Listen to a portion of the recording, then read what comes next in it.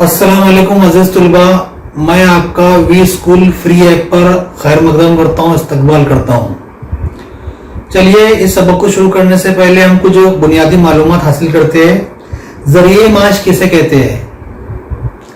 जब इंसान अपनी ज़रूरियात ज़िंदगी को पूरा करने के लिए जो पेशे अख्तियार करता है, जो काम करता है, उस पेशे से हासिल होने वाली आमदनी को जरिए माश कहते हैं, रोजगार कहते हैं।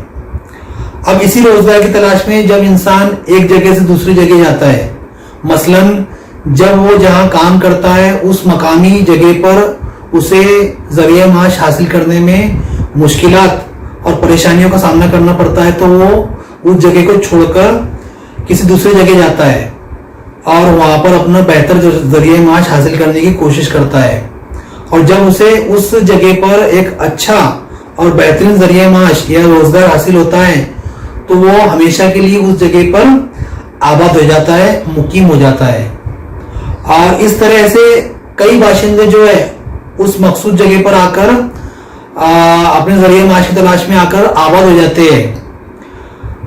और उसी तरह उस मखसूद जगह की आबादी में फिर धीरे धीरे इजाफा होने लग जाता है और इसी इजाफे के तहत वहां पर एक शहरकारी जो है वो वजूद में आती है।